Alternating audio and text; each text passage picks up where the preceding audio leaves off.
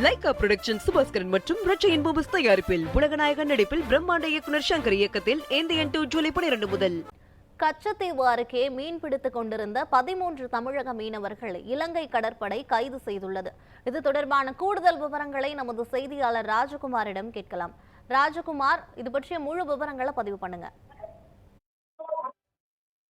வணக்கம் யுவராணி. அதாவது தமிழக மீனவர்கள் 13 பேரையும் 3 விசைப்படகை தற்போது இலங்கை கடற்படையினர் கைது செய்திருக்காங்க.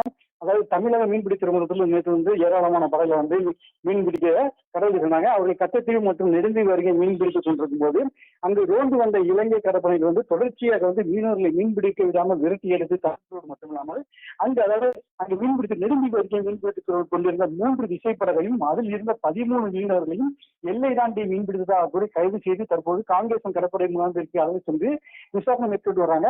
அதாவது தற்போது இந்த 3 விசைப்படகு 13 மீனவர்கள் புதுக்கோட்டை மாவட்ட மீனவர்களாக இருக்கக்கூடிய என தற்போது முதற்கட்ட தகவல்கள் தெரிவிக்கப்பட்டிருக்காங்க.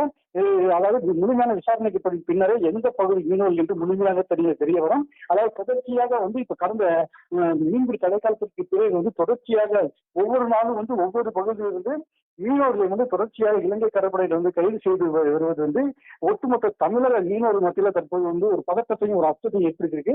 இதற்கு உடனடியாக மத்திய மாநில அரசு உடனடியாக விரைந்து நடவடிக்கை எடுத்து இலங்கை அரசுடன் பேசி முழுமையான தீர்வு எட்டப்பட வேண்டும் என்பது ஒட்டுமொத்த தமிழக மீனவர்களின் கோரிக்கையாக உள்ளது. யுவராணி, விவரங்களுக்கு நன்றி ராஜகுமார்.